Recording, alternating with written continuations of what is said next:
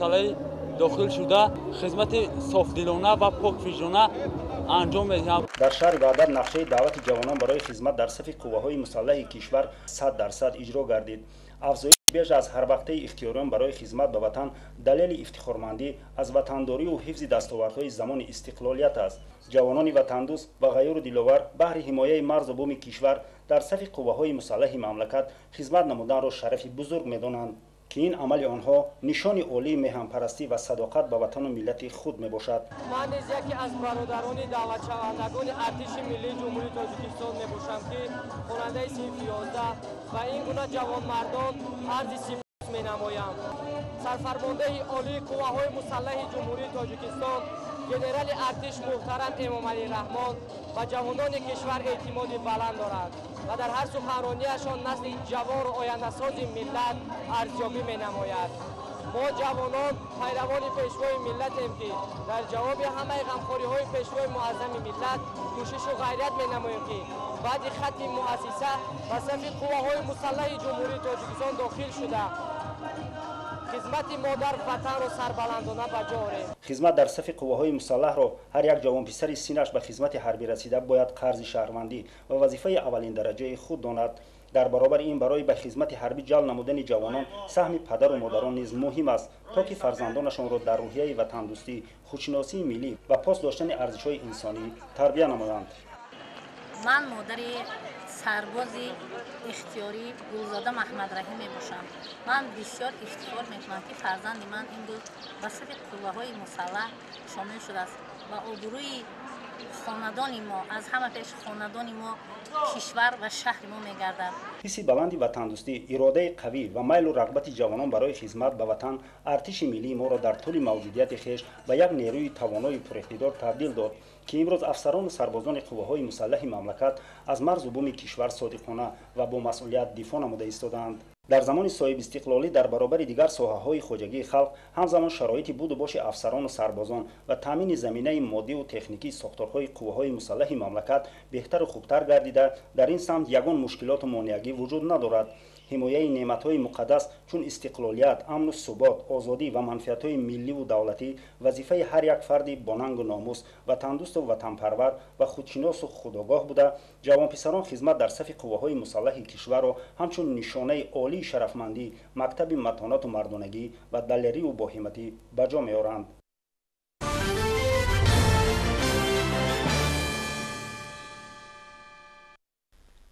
یادآور می‌شویم که طبق فرمان پرزیدنت مملکت دعوت تیرماهی جوانان به صف قوه‌های مسلح از روز 1 اکتبر آغاز گردید و الکد در روزهای اولی آغاز این معرکه یک قطار شهر و ناحیه‌ها از اجرای نقشه دعوت مژده رسانیدند.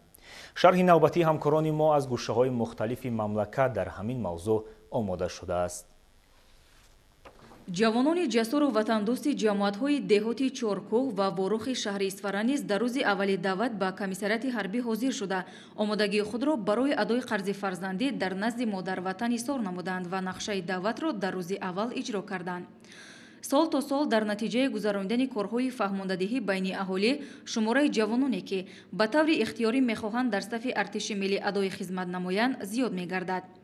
نتیجه همین بود که در روز اول آغاز دعوت حربی شهر خاروخ، ناحیه‌های شغنان، روشان، درواز، مرغاب، ونج، اشکاشیم و رشدقلعه ولایت مختار کوهستانی بدخشان از اجرای نقشه دعوت مژده رسانیدند.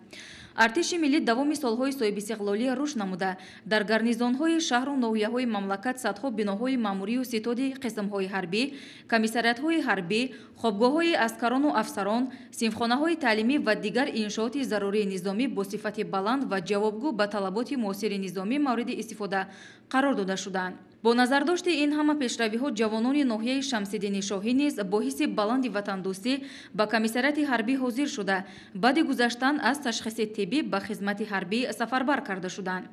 ناحیه شمس‌الدین شاهی نیز در روز اول آغاز این معرکه سیاسی از اجرای نقشه خبر رساند. مورد ذکر است که سال تا سال در نتیجه تدبیراندیشی‌های حکومت جمهوری تاجیکستان جهت بهتر نمودن وضع خدمت در صف قوه‌های مسلح جمهوری تاجیکستان شماره جوانانی که می‌خواهند به طور اختیاری این قرض فرزندی خود را ادا نمایند بیشتر می‌شود. бояд гуфт ки масъулини ноҳияҳои рашт, тоҷикобод, сангвор, нуробод ва лахш ҷиҳати ҷалби ҷавонон ба хизмати ҳарбӣ тадбирҳои фаҳмондадиҳиро тақвият бахшиданд. натиҷаи ин аст ки танҳо дар рӯзи аввал даҳо нафар ихтиёриён ба сафи қувваҳои мусаллаҳ гусел карда шуда нақшаи даъват пурра иҷро гардид. ҷавонони бо нангу номуси мамлакат ҳамеша дар ҳифзи марзу буми тоҷикистони соҳиби истиқлол омода буда барои таъмини амният ва ҳифзи сулҳу оромӣ ва иҷрои дастуру ҳидоятҳои сарфармондеҳи олии қувваҳои мусаллаҳи ҷумҳурии тоҷикистон, асосгузори сулҳу ваҳдати миллӣ, пешвои миллат, президенти ҷумҳурии тоҷикистон муҳтарам Эмомалӣ Раҳмон талош ба харҷ медиҳанд. ба таври ихтиёрӣ ҳозир шудан ба комиссарияти ҳарбӣ ва омода будан барои ҳифзи ватани соҳиби истиқлол бозгӯи иродаи қавии ҷавонон мебошад. чорабинӣ бахшида ба маросими гусели даъватшавандагони шаҳру навоҳии вилояти суғд ба сафи қувваҳои мусаллаҳи ҷумҳурии тоҷикистон дар амфитеатри қасри арбоби ноҳиб Овожон Ғафуров хубу хотирмон доир гардид. ҷавонони далеру шуҷоъ аз 18 шаҳру ноҳияҳои вилоят бо хоҳиши худ ба комиссарияти ҳарбӣ ҳозир шуда бо мақсади аዶ намудани қарзи фарзандии хеш ариза додаву имрӯз азми сафар доранд. ман иномзод Муҳаммад Илҳом даъватшаванда аз шаҳри Исфара мебошам. ман соли равон донишгоҳи Славениро бо сари баланд хат намудам. ман бо вуҷуди як офисерӣ дар оила буданам хостам ба хизмати модар ватан равам. мо мехоҳем ҷавонони имрӯз хизмати модар ватанро ба ҷо орем, марзи буми ватанро ҳимоя намоем. дар чорабинӣ бахшида ба гусели наваскарон ба сафи қувваҳои мусаллаҳи ҷумҳурии тоҷикистон роҳбарияти вилоят ва комиссарияти ҳарбӣ, волидайни даъватшавандагон, масъулини мақомоти иҷроии ҳокимияти давлатии вилояту ноҳияҳо, фаъолону собиқадорони меҳнат, омӯзгорону муҳассилини муассисаҳои таҳсилоти миёнии умумӣ, донишҷӯён ва сокинони вилоят ширкат варзиданд. зимни суханронӣ раиси вилояти суғд Раҷаббой Аҳмадзода қайд намуд ки ҷавонон нерӯи пешбарандии ҷомеа ва сипари боэътимоди давлату миллат буда хизмат дар сафи артиши миллӣ барои ҳар як ҷавони ватандору меҳанпараст ифтихор аст. ман ҳомидзода асҳобиддин Камол аз ноҳияи Айнӣ имрӯз ман тасмим гирифтам ки барои адои хизмати модар ватан ба сафи қувваҳои мусаллаҳи ҷумҳурии тоҷикистон дохил шуда ба халқу ватани худ мардонавор хизмат намоям. чихеле ки асосгузори сулҳу ваҳдати миллӣ пешвои муаззами миллат муҳтарам Эмомалӣ Раҳмон мегӯянд, ҷавонон ояндаи миллатанд. мо ҷавонон кӯшиш ба харҷ медиҳем ки сазовори ин гуфтаҳо бошем ва ояндаи миллатро на ба сухан балки бо амали хеш дурахшон бигардонем. дар рӯзи аввалини гусели наваскарон ҷавонони соли таваллуди 1994-2003 бо амри дил ва ҳисси баланди ватандорӣ имрӯз барои адо намудани қарзи фарзандии хеш қадамҳои аввалини худро ба сафи қувваҳои мусаллаҳи кишвар ниҳода истоданд. имрӯз рӯзи хеле хурсандиовар аст, зеро ман фарзанди азизи худ Шоҳин Насимӣ ки ӯ худ хатм кардаи донишгоҳи давлати Хуҷанд бахши омодагӣ дифоъ ва тарбияи ҷисмонӣ мебошад, ихтиёран ба сафи хизмати ҳарбӣ рафта истодааст. ман дар қатори ҷумла даъватшудагон ва ихтиёриён ба онҳо роҳи сафед талаб мекунам. албатта дар ин шароит, дар вазъи ҳозира онҳоро бояд ҳушёрии сиёсиро аз даст надиҳанд. онҳо ҳамеша дар ҳифзи ҳимояи ватан бошанд, ватанро дӯст дорад, зеро ки ватанро дӯст доштан аз имон аст. касе ки имон дорад, ватан дорад ва бинобар ман бовар дорам ки фарзанди ман ана ҳамин шараф чизи таҷовуз нопазир аст. ҳар он кас ки шараф дорад кабир аст. ана ҳамин ному нек шарафи баланди ватану ватандорӣ муносиб шуда хизмат карда меояд. дар интиҳо барномаи пурмуҳтаво ва рангини аҳли фарҳанги вилоят ба чорабини шукӯҳи тоза зам намуд. гурӯҳи از جوانان وطندوست و میهنپرست ناحیه ناصر خسرو در روز اول دعوت نوازکاران برای ادای خدمت مادر وطن به کمیسریات حربی ناحیه حاضر شده اختیاراً عریضه پیوستن به صف قوه‌های مسلح جمهوری تاجیکستان را به مسئولین پیشنهاد نمودند. چنین به نظر می رسد که طی سالهای آخر کارهای فهماندهی کارمندان کمیسریات حربی ناحیه نتیجه داده است، زیرا سال تا سال پیوستن جوانان به طور اختیاری به صف ارتش ملی در ناحیه می افزاید. در سراسر کشورمان روزی سفربر نمودن به صف قوه‌های مسلح جمهوری تاجیکستان می باشد. جوانان سن سال دعوتی ناحیه ناصر خسرو سربلندانه با کمیسریات حربی وارد شده نقشه دعوتی که به ما وابسته شده است با صفت خوب با صفت بلند اجرا گردید. من 4 سال خونده و این کاپیدرا خونده بعد ختم کرده خدمت رفته استم. برای همین میگم که همه خدمت بروه. در مراسم سفربرکنی جوانان به صف قوه‌های مسلح کشور همچنین والدان نیز اشتراک نموده برای ادای خدمت صافدلانه به فرزندان خویش دعای نیک دادند. پسرم رو من امروز به خدمت وطن خاطر همین یار جورش این قرض هر یک شهروند است. ما با دست خود آورده گسیل کردیم فرزندای خدا به خدمت وطن. هر یک شهروند باید قرض خود را ادا کنه پیش همین مادر وطن. با فرزندای ما نران کی رفته بعد مادر وطن به خدمت میکنه. من همین روان خدمت کنه، خدمت ادا کرده بیا پیش پدر مادر. در این روز مشاهده ها نشان داد که مسئولین از روی ترتیب کمیسیای وابسته به معین نمودن وضع سالمی اسکران آینده همه جوانان اختیاراً برای خدمت وطن حاضر گردیده را از معاینه طبی گذرانیدند. نتیجه بهتر شدن شرایط در قسم‌های نظامی کشور است که سال تا سال شماره اختیاریان برای شامل شدن به صف قوه‌های مسلح جمهوری رو به افزایش نهاده، حتی در روز اول دعوت نوازکاران نقشه برزیمه داشته به اجرا رسانیده شد. من خوشبختانه هستم که فرزند من به عسکری می رود. حالا که صلح و ثبات از دموکراسی هست بیایید مادران به خدمت روان کنیم، خدمت پدر مادر و وطن را ادا کنند. من پسر خودم را خوشدلانه روان کرده ایستادم که ساق رفته عمان بیاید، باید خدمت وطن را ادا کنند. این قرض هر یک مردم فرزند ما است، مرد است. در خاتمه با دعای نیک پیران روزگار دیده مراسم نانگزان دایر کرده شده، همزمان فرهنگچیان ناحیه بهر بالیده روحی رادمردان وطن که امروز همچون سپری با اعتماد وطنی خویش بهر حفظ یکپارچگی آن کمر همت بستند، برنامه کنسرتی خود را منظور جمع آمدگان نمودند. چورابینی تانتانوی برای گسیل جوانان به خدمت حربی در کمیسریات حربی شهر ترسونزاده برگزار گردید. در روز اول دعوت تیرماهی نوازکاران در اینجا جوانان با ننگ و ناموس منطقه با خواهش خود حاضر گشتند.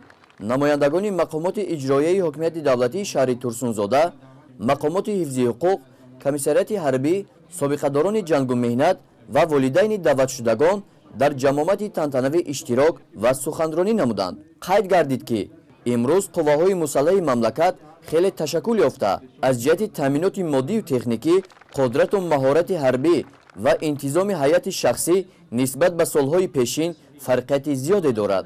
ارتش ما امروز استقلالیت و تمام هستی تاجیکستان عزیزمان را سربلندانه حفظ می نماید و برای هر یک جوانمرد باعث افتخار است که همچون سرباز در صف ارتش قرض شهروندی و جوانمردی خود را ادا نماید. خدمت کردن به وطن اصلا خدمت کردن به پدر و مادر و برادر و خواهران است، زیرا وطن و ملت دو رکن مقدس است که بدون آنها هیچ فرد سری بلند و افتخار انسانی داشتن نمیتواند. باید گفت که امروزها صدها نفر فرزندان با ننگ و ناموس شهر ترسونزاده در جزو تامهای قوه‌های مسلح ادای خدمت مادر وطن می نمایند. در قسمت فرهنگی چورابینی ورزشگران و خوانندگان مؤسسه‌های تعلیمی شهر ترسونزاده برنامه‌های رنگین را پیشنهاد مهمانان و دعوت شدگان نمودند. هنرمندان خانه فرهنگ شهر ترسونزاده نیز برنامه کنسرتی را برای گسیل نوازکاران نمایش دادند. از جانب جوانان شجاع وطن در ناحیه شهر نو راهپیمایی دایر گردید. راهپیمایی مذکور بار دیگر ثابت ساخت که ساکنان منطقه به رشد و انکشاف تاجیکستان صاحب استقلالمان باوری دارند و در این سمت бо нерӯи созандаи худ дар пешбурди ҷомеаи муосири тоҷик сам гузошта истодаанд. бояд гуфт ки ҷавонон дар ин ҳамоиш бо шиору овезаҳо ки инъикосгари ватандӯстӣ, арҷгузорӣ ба сулҳу суботи кишвари азизамон, ҷонибдории онҳо ба сиёсати ҳукумати ҷумҳурии Тоҷикистон ва дастгирии ҳамаҷонибаи сарвари давлат, асосгузори сулҳу ваҳдати миллӣ, пешвои миллат, президенти ҷумҳурии Тоҷикистон муҳтарам Эмомалӣ Раҳмон ширкат варзиданд. баъдан дар толори мақомоти иҷроияи ҳокимияти давлатии ноҳияи шаҳри нав бахшида ба даъвати тирамоҳии ҷавонон чорабинии тантанавӣ доир гардид. дар чорабинии мазкур роҳбарияти мақомоти иҷроияи ҳокимияти давлатӣ, ҷамоату деҳот, комиссари ҳарбӣ, падару модарон ва собиқадорони ҷангу меҳнат ба сухан баромада қайд намуданд ки мутобиқи талаботи моддаи 43 Сарқонуни ҷумҳурии Тоҷикистон, ҳифзи ватан қарзи муқаддаси ҳар як шаҳрванди ҷумҳурии Тоҷикистон аст. фаромӯш набояд кард ки ҷумҳурии Тоҷикистон баъди ба даст овардани истиқлолияти давлатӣ соҳиби артиши миллии худ гардида, иқтидори мудофиавии он сол то сол густариш меёбад. ҳоло дар сафи қувваҳои мусаллаҳи ҷумҳурии Тоҷикистон ҷавонони баору номуси ватан, афсарону сарбозон донишу маҳорати худро баҳри ҳимояи манфиатҳои давлат ва амнияти кишвар сайқал медиҳанд. ҳамчунин қайд карда шуд ки хизмати ҷавонмардон ба қувваҳои мусаллаҳи ҷумҳурии Тоҷикистон оромиву осоиштагии ватанро ҳифз намудан ин қарзи ҳар як шахси баору номус мебошад. имрӯз зиёда аз 100 нафар ҷавонон бо хоҳиши худшон ба сафи қувваҳои мусаллаҳи ҷумҳурии Тоҷикистон сафарбар мешаванд. зиёда аз 50 нафар ҷавононро аз тарафи мақомоти иҷроияи ҳокимияти давлатии ноҳияи шаҳри нав бо шаҳодатномаи ронандагӣ дараҷаи S1 тақдим намудаанд. имрӯз мо нақшае ки аз тарафи вазорати мудофиаи ҷумҳурии Тоҷикистон ба мо додааст бо сифат бо сарбаландона иҷро менамоем. дар охири чорабинӣ баҳри болидахотири ҳозирин аз тарафи кормандони шӯъбаи фарҳанги ноҳияи шаҳри нав як барномаи консертӣ пешкаши наваскарон гардид.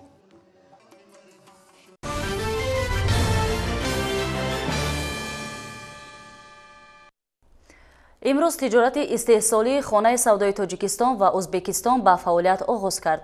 Ташаббускори ин амали муҳими иқтисодию тиҷоратии ширкати инвеститсионию истеҳсоли Orion Invest дар ҳамдастӣ бо ширкати Ассотсиатсияи ҷаҳонии содирот ва ҷамъияти дорои масъулияти маҳдуди Девори ҷаҳон буда роҳи минбаъдаи тиҷоратро миёни кишварҳои минтақа боз ҳам ҳамвортар менамояд.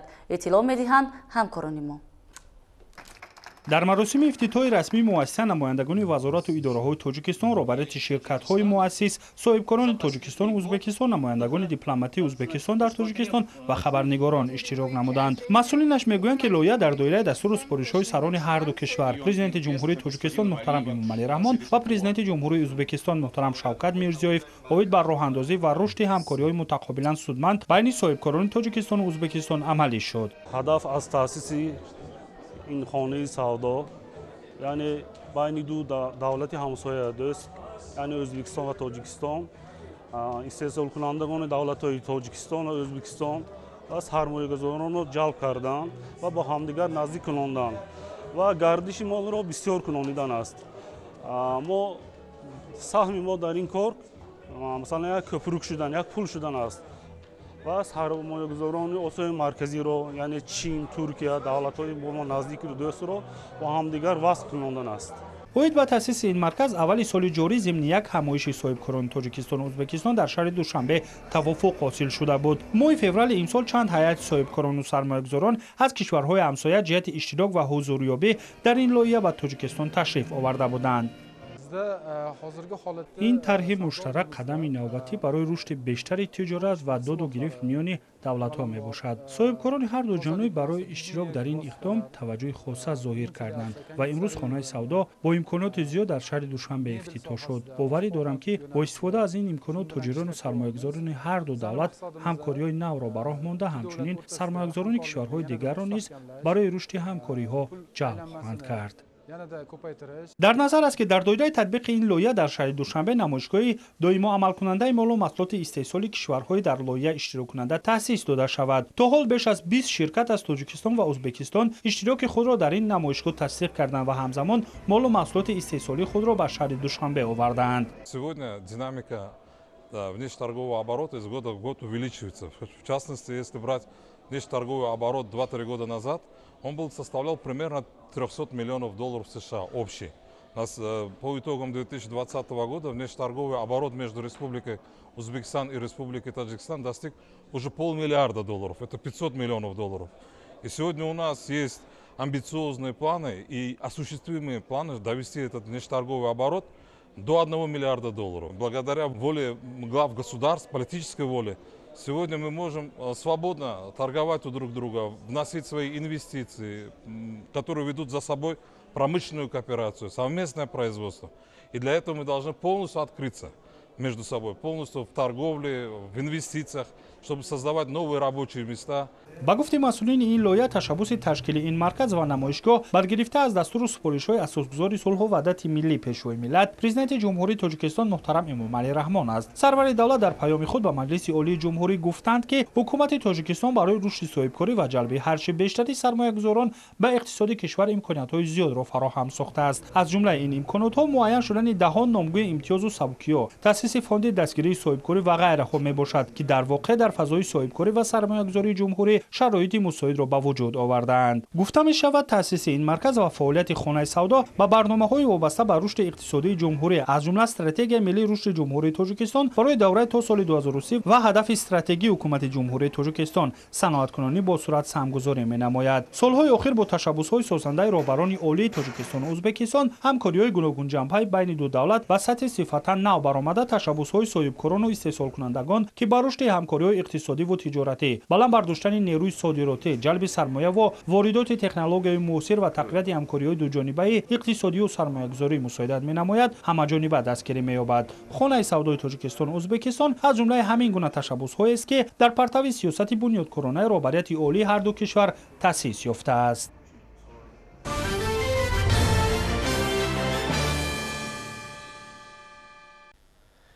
дар доираи тантанаҳои ҷашнӣ ба муносибати 30-умин солгарди истиқлолияти давлатии ҷумҳурии тоҷикистон, сокинони кӯчаи деҳотии ноҳияи фирдавсии шаҳри Душанбе соҳиби майдончаи варзишӣ ва гулгашти зебое шуданд. ин иншооти иҷтимоиро ҳизби халқии демократии тоҷикистон бо харҷи бештар аз 1 миллион сомонӣ сохта ба истифода дод. гузориши ҳамкорони мо дар ин хусус. барои кӯдаконе ки дар кӯчаи деҳотии ноҳияи фирдавсӣ истиқомат мекунанд воқеан ҳам имрӯз ҷашн буд, зеро орзуи деринаашон бобати доштани як мавзеи мусоид барои бозиву дилхушӣ акнун ҷомаи амал пӯшид ва аз ҷониби ҳизби халқии демократии тоҷикистон барои онҳо чунин як иншоот бунёдо ба истифода дода шуд. майдончаи варзишӣ ҷойи бозии кӯдакон ва макони истироҳати калонсолон аз ҷониби дастгоҳи марказии ҳизб бо харҷи беш аз 1 миллиону 70 ҳазор сомонӣ бунёд ёфту дар доираи тантанаҳои идонаи истиқлолияти давлатӣ ба бошандагони маҳалла тақдим шуд. дар ин ҷо 4 суҳбат карда як фаввора, 10 нишасткурсӣ ва 5 даромадгоҳ бунёд гардида, ҳамчунин барои бозии кӯдакон беш аз 20 нави дастгоҳҳои дилхушӣ насб шудааст ки ҳамагии он барои истироҳату фароғат ва бозии сокинони кӯчаи деҳотӣ мусоидат хоҳад кард. хеле шод ҳастам ки имрӯз дар ин ноҳияи фирдавсӣ боғчаи хеле зебо аз ҷониби ҳизби халқи демократӣ кушода шуданд барои кӯдакони мо ки дар ин ҷо меянд бозӣ мекунанд, хурсандӣ мекунанд. мо хеле миннатдории худамро аз сокинони ин ноҳия мерасонем. дар ҳудуди иншооти мазкур ҳамчунин як адад майдончаи варзишӣ ки барои бозиҳои футбол, волейбол ва баскетбол пешбинӣ гардааст, бунёд ёфта мутобиқ ба талаботҳои ҷорӣ ба истифода дода шуд. барои онҳое ки ба машқ ва обутоби бадан машғул мегарданд низ имконияти зарури фароҳам оварда шудааст. роҳраҳои майдонча пурра сафолакпӯш гарда, ҳамчунин роҳҳои гирду атрофи он мунфарш карда шуд. муовини якуми раиси ҳизби халқии демократии тоҷикистон ва муовини аввали раиси шаҳри Душанбе зимни ифтитоҳ иншооти мазкурро идомаи тадбирҳои ободонӣ дар доираи дастури супоришҳои президенти ҷумҳурии тоҷикистон муҳтарам эмомалӣ раҳмон манидод карданд. гуфта шуд ки чунин имконотро бояд сокинон самаранок истифода бурда ҳамаҷониба ҳифзу хуб нигоҳ доранд то солиёни зиёд тавонад ба худи онҳо хизмат расонад. дар доираи тадбири имрӯза ҳамчунин як қатор фаъолони ҳизб, нафароне ки дар бунёди ин иншоот ва амалишавии дигар тадбирҳо ҳамеша даст ба коранд, бо сипосномаву ифтихорномаҳои ҳизби халқии демократии тоҷикистон сарфароз гардонида шуданд.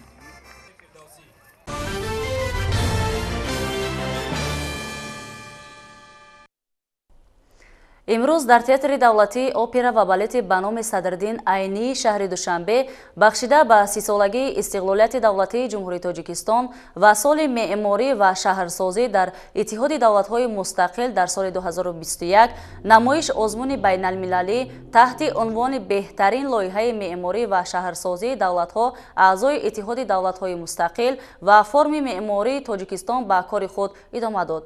тафсилот дар ин хусус. дар қисмати аввали чорабини форуми меъморони тоҷикистон бо баррасии масъалаҳои умдаи кори соҳа доир гардид.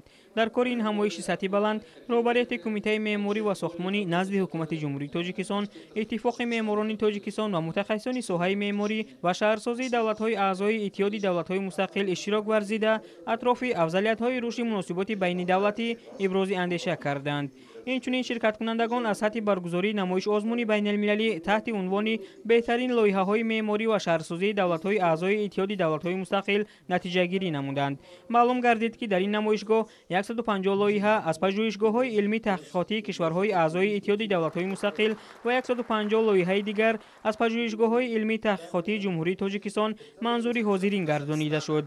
бо натиҷагирӣ аз кори намоишозмуни байналмилалӣ таҳти унвони беҳтарин лоиҳаҳои меъморӣ ва шаҳрсозии давлатҳои аъзои иттиҳоди давлатҳои мустақил ва форуми меъморони тоҷикистон як қатор роҳбарони сохторҳои зертобаи кумитаи меъморӣ ва сохтмонӣ назди ҳукумати ҷумҳурии тоҷикистон, ширкатҳои сохтмонӣ ва иштирокчиёни ҳамоиш бо сипосномаву ифтихорномаҳо қадрдонӣ шуданд.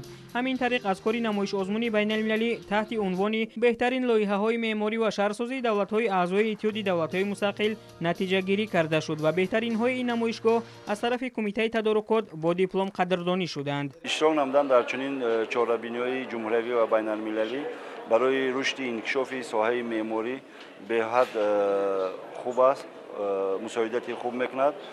имрӯз мутахассисони пажӯҳишгоҳи мо дар ин чорабинӣ иштирок намуда кору фаъолияти худро ки бисёр сохтмонҳои бузургу аз ин ки дар шаҳри душанбе пойтахти ҷумҳурия мо шуда истодааст иштирок лоиҳаашонро пешниҳод карда буданд ва аз ҷониби муҳтарам аъзоёни ҳакамон қадрдонӣ карда шуда ва ман бовар дорам ки чунин дар оянда ин барои рушди инкишофи санъати меъморӣ дар ҷумҳурии азизи мо мусоидати хуб мекунад. ҷамъияти исломии кушодаи шаҳруфар дар ин озмуни байналмилалӣ лоиҳаҳои беҳтарини худро пешниҳод намуда сазовори ҷоиза гардид. минбаъд низ барои рушди шаҳрсозӣ лоиҳаҳои беҳтарин омода намуда пешниҳод намуда ва ба ин восита саҳми худро барои ободии ватани худамон гузорем. имрӯз дар намоишозмуни беҳтарин лоиҳаҳои меъморӣ корхонаи мо ҷои сеюмро оиди бо нақшагирии маҳалҳои аҳолинишин ҷои сеюмро гирифт. ин барои корхонаи мо бисёр ифтихор аст. ҳайати кормандони корхонаи мо хеле ҷавон мебошанд. мо дар оянда боварӣ комил дорем ки лоиҳаҳои беҳтаринро бо талаботи меъёрҳои байналмилалӣ барои боз ҳам зебо хушрӯ кардани ватани азизимон кӯшиши харҷ мекунем.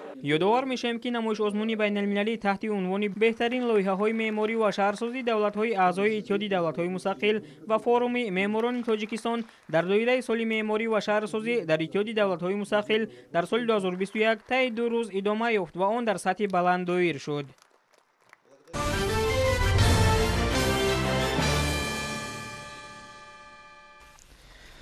дар асоси нақшачорабиниҳои филиали иттифоқи ҷавонони тоҷикистон дар шаҳри душанбе бахшида ба 30-юмин солгарди истиқлолияти давлатии тоҷикистон ва таъсисёбии иттифоқи ҷавонони тоҷикистон ҳамоиши илмӣ амалӣ таҳти унвони 30 соли рушд, муваффақият ва дастовардҳо баргузор гардид. дар ин ҳамоиш доир ба комёбиҳои ҷавонони кишвар махсусан шаҳри душанбе давоми 3 даҳсола ибрози назар карда шуд. ҳамкорономо дар ин бора иттилои бештар медиҳанд.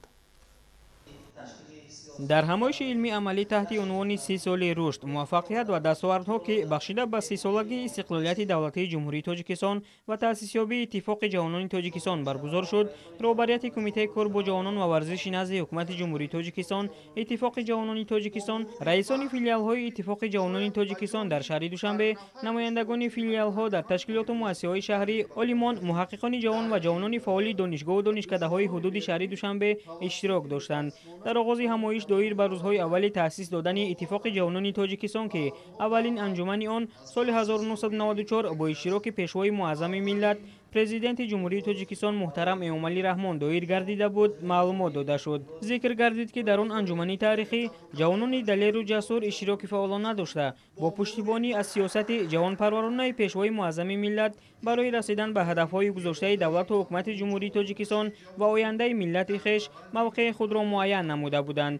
محض توجه رهبریت عالی سیاسی کشور نسبت این قشر جامعه بود که تا امروز جوانان سعادتمند تاجیکستان در تمام سمت‌های گوناگون جامعه با حس بلند خودشناسی و خودآگاهی و افتخار ملی فعالیت دارند و به دستاوردهای بزرگ نائل گردیدند. مقصد و هدف بیدار کردن حس بلند خودشناسی، وطندوستی و افتخار هر یک جوانی که امروز واقعا زیر سیاست سازنده و بنیادگذاران پیشوای معظم ملت عمر به سر برده ایستادند و باوری داریم که این کنفرانسی که امروز برگزار گردیده ایستاده است در روحیه خودشناسی و خودآگاهی هر یک نسل جوان، هر یک نفری که به واسطه اشتراکچی همین کنفرانسی بود در روحیه آنها تاثیر مثبت خواهد رساند. ما شاهد اون هستیم که هنوز از روزهای اولی تأسیس‌یابی جمهوری تاجیکستان یا هنوز از روزهای اولی به دستاوری استقلالیت کشور اتفاق جوانان تاجیکستان تأسیس می‌یابد و از روزهای اول پرزیدنت محبوب کشور اساسدار صلح و وحدت ملی پیشوای معظم ملت با جامعه جهان با قشر جهان تکیه نموده بودند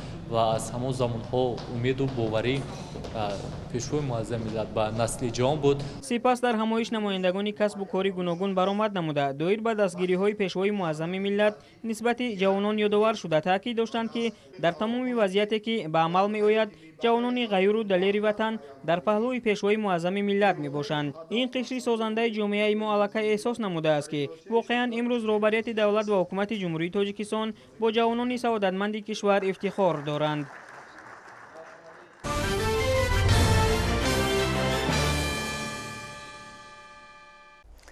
با سردی گراییدن وضع هوا از آن شهادت می‌دهد که سردی‌های زمستان نزدیک می‌شود. وابسته به این در شهر و ناحیه‌ها و وزارت و اداره‌های جمهوریوی کارهای آمادگی به این موسم طولانی جانب می‌گردد. مسئولان جمعیت سهامی کشاده انگشت کمرا تصمیم گرفتند که مقدار هرچی بیشتری انگشت را در ذخیره‌گاه‌های پایان کوه جمع‌آوری نمایند تا اینکه هنگام باریدن برف و بسته شدن راه‌های کوهی کان انگشت مردم به این نوع سوزش دسترسی داشته باشند. فضل‌الدین محدبکov در همین باره گزارش می‌دهند. جمعیت سهامی شده انگشت کمرو از کارخانه‌های مهمی وادی رشت به حساب رفته فعالیت آن با تامینات اهالی با انگشت خوش‌صفت روانه کرده شده است. تمام کارخانه و تشکیلات و اهالی ناحیه‌های وادی رشت در فصل سرما توسط کارخانه مذکور همه ساله با انگشت تامین کرده می‌شوند. این روزها تمام تکنیک‌های پراقتدار به ذخیره انگشت سفربر کرده شده عین زمان کار در این سمت با مرام ادامه دارد. با مقصد ذخیره مقدار ضروری انگشت توسط تکنیک‌های کارخانه تا امروز در کان کمرو زیاد از 23000 تن انگشت جمع‌آوری شده است. برای تامینات اهالی نواحی وادی امروزها از طرف کارخانه مذکور کار در دو بست به راه مانده شده است. کان انگشت کمرو در بلندی بیش از 4500 متر در دره کمرو واقع بوده. طبق نقشه باید امسال با مقدار بیش از 60000 تن انگشت ذخیره کرده شده برای اهالی پیشکش گردد. همان روز با ماشین‌های پربار تا 400 تن انگشت به خیرمنجو انتقال داده می شود که بعد بسته شدن راه کان و با آمدن برف اول مردم از این موضع انگشت خریداری خواهند کرد. امسال استخراج انگشت را کارگران جمعیت سهامی کشاده انگشت کمرو از 26 آگوست شروع کردند. نقشه امسال کارخانه طبق نقشه دورنمای وزارت صنعت تکنولوژی نو جمهوری تاجیکستان 61000 تن را در بر میگیرد. تا امروز کارخانه زیاده از 23000 تن انگشت استخراج کرده تا کرمانشاه کشانده آوردند. جمعیت سهامی شده انگشت کمرو در اساس قرار حکومت جمهوری تاجیکستان درباره سر وقت آمدن ساحه اقتصادیات و اجتماعیات جمهوری برای فعالیت منتظم و ثمربخش در دوره تیرماه و زمستان سالهای 2021-2022 با مؤسسه‌های بودجه‌ای ناحیه وادی رشت شرطنامه بسته طبق طلبات اهالی و مؤسسه‌ها مقدار ضروری انگشت وارد می‌نماید. جمعیت سهامی شده انگشت کمرو در آینده نقشه دارد در پرتاب هدف‌های پیشوای معظم ملت محترم امام رحمان صنعت کنونی با سرعت کشور استحصال انگشت را زیاد نموده کارخانه‌های صنعتی مؤسسه‌های بودجه‌ای و اهالی را با انگشت خصوصی تامین نماید. تدبیرهای پیش بینی شده امکان می‌دهد که ساکنین ناحیه وادی و تشکیلات و مؤسسه‌ها زمستان در پیش ایستاده را با شرایط مساعد کار و زیست به مشکلی گذرانند.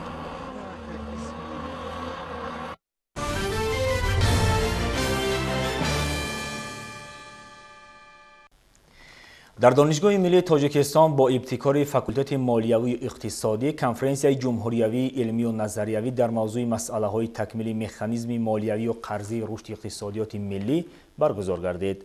گزارش همکارانمان از جریان این همایش آماده شده است. масъалаҳои такмили механизми молиявию қарзии рушди иқтисодиёти миллӣ яке аз мавзӯъҳои меҳварие буд ки бо иштироки мутахассисони соҳа дар донишгоҳи миллии тоҷикистон зимни конфронси илми амалӣ мавриди таҳлилу баррасӣ қарор гирифт. ضمن این تدبیر مسئولین تاکید داشتند که مقصد برگزاری کنفرانس محاکمه مسائل شفافیت در ساحه استفاده مالیه دولتی و نقش تحلیلگران در ساحه مذکور میباشد. از این رو برگزاری چنین همایش‌ها با اشتراک متخصصان و تجربه‌داران ساحه میتواند در مسائل اقتصادی که امروز بهر حل آن مسائل و معماهایی که در سمت مالیه و اقتصاد گیر آمده‌اند تکانی جدی بخشد تا که اقتصادیات مملکت رشد و پیشرفته‌تر گردد. هدف از برگزاری کنفرانس مذکور همکاری‌ها در سمت اقتصادیات و اقتصادیات ملی در جمهوری تاجیکستان بررسی گردیدند. امروز دانشگاه ملی تاجیکستان در ظرف 30 سال استقلالیت دولتی برای تیار نمودن کادرهای بلند اختصاص در ساحه‌های گوناگون اقتصادیات ملی و مکانیزم‌های بررسمیت ضروری اقتصادیات ملی و اینچنین برای بلند برداشتن سطح نیکوحوالی مردم و سوادناکی مالیوی اهالی سهمی نظررس را دارد. تذکر داده شد که امروز 65% اهالی کشور از خدمت‌رسانی‌های بانکی و مالیوی استفاده می‌برند و با گفته هولدان‌های ساحه این نشانداد خیلی خوب است. اما ثمراناکی استفاده برای امکانیت‌های خدمت‌رسانی‌های بانکی و مالیوی هنوز هم به آن حدی که باید باشد راه‌اندازی نیست و فعلا دانش‌های مالیوی نیاز به آموزش و تشویق دارند. برگزار نمودن این کنفرانس و بررسی نمودن مسائل جایداشته اقتصادی مالیوی چی در سطح بین‌المللی و چی در سطح جمهوری این عین مدعا و سری وقتی می باشد. در مسئله مکانیزم مالیوی قرضی یکی از مکانیزم حساسی که برای رشد اقتصادی تکان دهنده به حساب می رود این مکانیزم قرضی می باشد.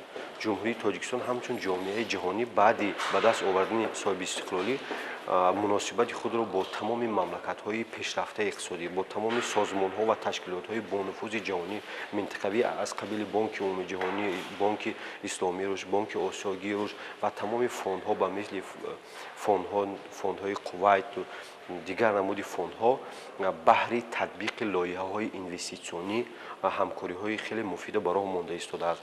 با تاکید اشتراکچیان نتیجه‌های این گونه همایش‌ها برای رونق دادن مکانیزم‌های به تنظیم ضروری اقتصادیات تاجیکستان کمک عملی خواهد کرد. همچنین در تدبیر مذکور گفته شد که با مقصد برطرف کردن کمبودی و نارساگی‌های این ساحه ضرور است که استادان و نامزدهای علمی برای تیار نمودن کادرهای جوان تلاش نموده در این سمت مسئولیتی بلند احساس نمایند.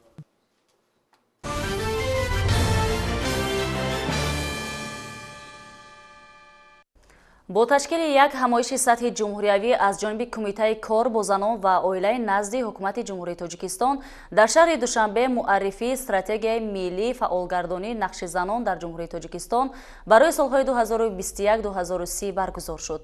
нотиқон доир ба муҳимияти стратегияи мазкур ибрози сухан карда нақши онро дар фароҳам овардани имконоти фаъолият ва таҳсил барои занону бонувон нек маънӣ дод намуданд.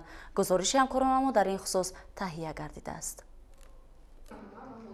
бо мақсади татбиқ ва муаррифии барномаи нави стратегияи миллии фаъолгардонии нақши занон дар ҷумҳурии тоҷикистон барои солҳои 2021-2030 дар шаҳри душанбе ҳамоиши ҷумҳуриявӣ баргузор шуд. дар муаррифии лоиҳаи барномаи мазкур намояндагони вазорату идораҳо, ташкилоту муассисаҳои давлатӣ аз манотиқи кишвар иштирок намуданд. аз ҷумла таъкид карда шуд ки стратегияи мазкур идомаи мантиқии стратегияи миллии фаъолгардонии нақши занон дар ҷомеа барои солҳои 2011-2020 аст ки аз ҷониби ҳукумати ҷумҳурии тоҷикистон қабул ва барои 10 соли баъди гардида аст. қабули барномаи мазкур ҷиҳати фаъолияти занону бонувон дар тамоми риштаҳои ҳаётан муҳими ҷомеа нақши созгор дошта, имкониятҳоро барои кору таҳсил низ беҳтар менамояд. ҳанӯз соли 2011 аз ҷониби ҳукумати ҷумҳурии тоҷикистон як барномаи хело мукаммал гардида стратегияи фаъолгардонии нақши занон дар ҷумҳурии тоҷикистон ба тавсиб расида буд ки тамоми самтҳо ва сиёсати ҳукумати ҷумҳурии тоҷикистонро барои баланд бардоштани нақши занон дар ҷомеа фарогир буд.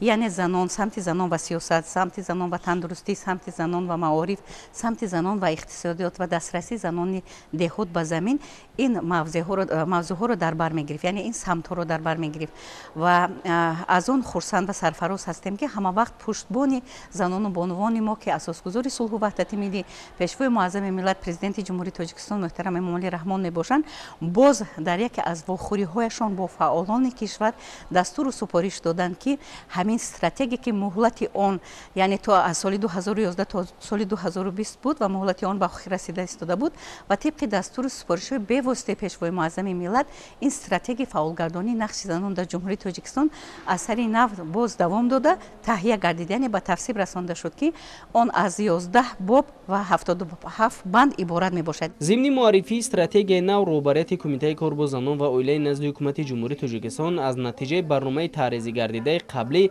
ибрози сухан карда татбиқ ва амалишавии онро дар самти кор бо занон ва оила назаррас арзёбӣ намуданд. аз ҷумла гуфта шуд ки бо қабули барномаи мазкур имкониятҳо барои кору фаъолияти давлатӣ ва таҳсили бонуон фарохтар гардида дастовардҳо низ дар ин самт чашмрасанд. бо қабули стратегияи нав ҳозирин нақшаи чорабиниҳо таъризӣ намуда ҷиҳати татбиқи босамари он даст ба коранд. иттилоъ дод раиси кумитаи кор бо занон ва оилаи назди ҳукумати ҷумҳурии тоҷикистон ҳилолбек қурбонзода. ҳамоиш бо таклифу пешниҳод ва муҳокимарониҳо ҷамъбаст гардид.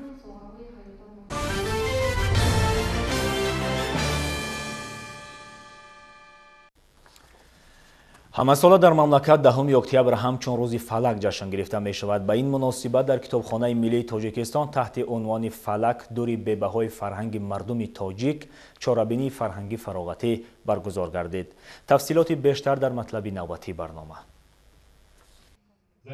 фалак ҳамчун ҷузъи фарҳанги миллӣ муаррифгари суннатҳои волои миллати кӯҳанбунёди тоҷик буда дар замони истиқлолият тавонист шӯҳрати хосаеро ба даст орад. қобил ба зикр аст ки бо амри президенти кишвар дар бораи таҷрии идҳои фарҳангӣ баҳри ҳифзу рушду васфи мусиқии волои классикии шаш мақом ва мусиқии касбии суннатии фалак ҳамасола шаклҳои гуногуни ҷашнвораҳои фарҳангӣ доир гардида дар ин ҷода пажӯҳиши онҳоро низ яке аз масъалаҳои муҳимтарини илми санъатшиносии муосир маҳсуб донист ва ҳамин аст ки ҳамасола дар кишвар 10 октябр аз рӯзи фалак ҷашн гирифта мешавад.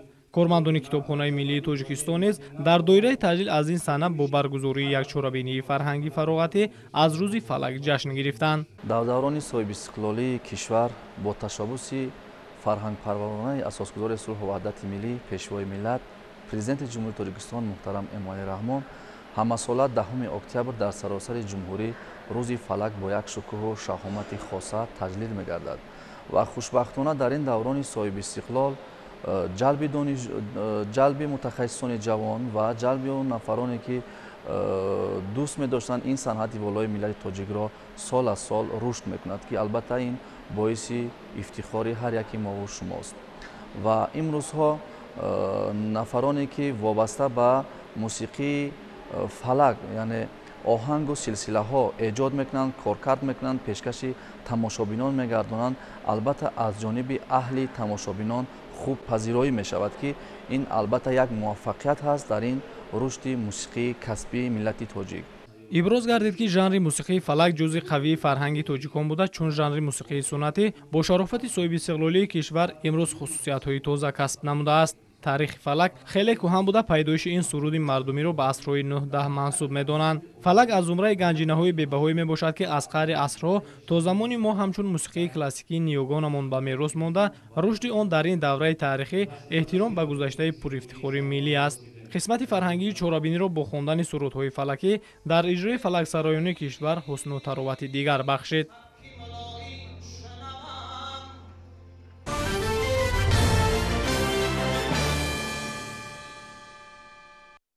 бинандагони гиромӣ, ин буд барномаи иттилооти навид ки манзури шумо гардонидем. бароятон